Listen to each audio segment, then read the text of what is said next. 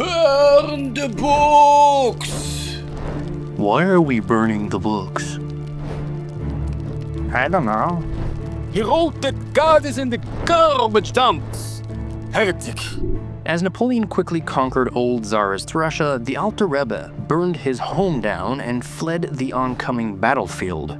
He was a great and respected scholar, Kabbalist, and mystic.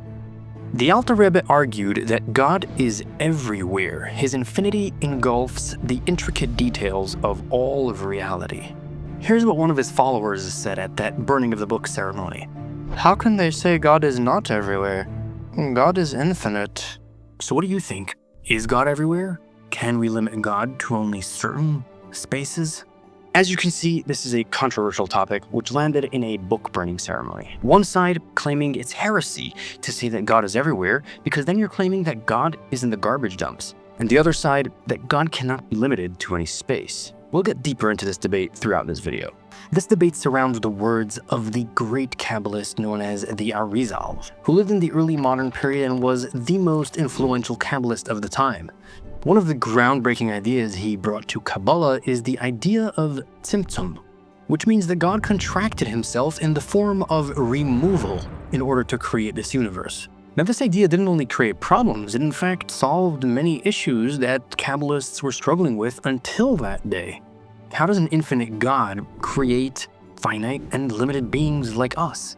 The answer is he condenses and removes his greatness to make way for creation. Does that make sense to you? God created a void, a space within which we humans and the universe can exist. Well, the village of Vilna, headed by their great leader, was of the opinion that the great God is not here in this human world filled with sins and toilets.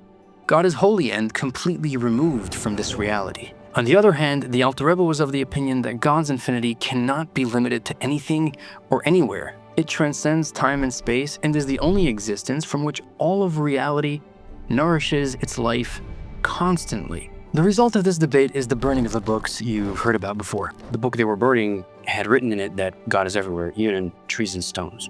Do you think God wants us to think about him and understand him, or just to listen to him obediently? Well, if God removed himself completely and his infinity remains only with him, then we have nothing in common, so he would just want us to obey. But if God keeps his infinity here within us to give us life, it means we can also learn about him and connect to him. That's the oversimplified version of this debate. And by the way, both sides agree on the general map of Lurianic Kabbalah.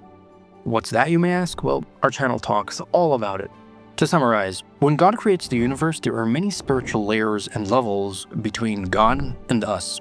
The closer to God, the more spiritual it is. Each of these worlds has within it a 10-stage process to make godly energy more limited and physical. These 10 stages are called Sefirot. So the debate is, how exactly did this map even begin? In its earliest stages, how did God begin to come closer to this universe? Lurianic Kabbalah is the academic name for the teachings of the Arizal we mentioned before, whose name is Rabbi Isaac Luria. As we said before, he introduced the concept of Tzimtzum, the removal of God's infinity and light from the space of creation. The debate is simply, what does that mean? The Alter Rebbe who fled Napoleon is of the opinion that it means that God concealed himself, which means he's still there. It just seems as if he's not there because of the concealment, which is a contraction and removal of perception. God removed the obvious perception that he's there, so it can seem as if he is not. In simple English, that would be called invisible.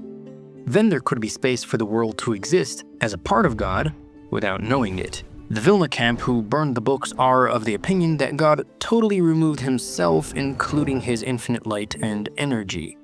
In simple English, that would be called, and that's what leads there to be a possibility for the world to exist. By the way, this camp would still agree that God is aware of everything that's going on in the universe, it's just that he's watching like from the outside. So this camp says we should not spend too much time studying God because he's totally beyond us. We should just follow his command. But the Alter Rebbe, on the other hand, who fled Napoleon, is of the opinion that no, God is here. And he gives us the opportunity to connect to him and in a personal way. And that connection is nourished and developed through spending time to study God and understand Him. As you may have noticed on this channel, we do study God, so obviously we're of the opinion that God is simply concealing Himself. So here's the story. My 2-year-old found me learning a Kabbalah book the other day, and he was very excited to tell me that he knew exactly what I was doing. So he exclaimed, Aleph Beis. Aleph Beis? Aleph Beis. Aleph Beis, which means alphabet. Right, alphabet. That's what this book is all about. Alphabet, nothing more. Or not. Obviously not. This book is about infinity and profound intellectual thought. But this is a perfect example of what God is doing when He conceals Himself. His light and energy are like the information in the book. But to see that immense greatness, you need to be infinite. If you're like a child to that immense light, all you'll see is black and white, letters on paper. So God's infinity is right here. In me, in you, in the computer screen between us and the signals that connect us. We just can't feel it or see it. I sometimes think of it like a blind person who cannot see. The people are there, the things are there, everything's around, even the light is going into their own eyes. It's just that they don't see it. So really, we're all like a blind person to this infinity and spirituality all around us. We just can't see it. To learn more Kabbalah and about God and all about creation, make sure you keep in touch with this channel by liking and subscribing. I'd like to thank my friend Moshe Katz, also known as Art of the Covenant, for generously creating the illustrations of the burning of the book ceremony in the beginning of this video. You can check him out, and I put some of the links in the description. I'd like to thank you for watching till the end, and mainly I'd like to thank all of our Buy Me a Coffee and Patreon members who really make this channel possible. And if you're a major fan and want to join, please click on one of the links at the top of the description below, and see you later. Thank you.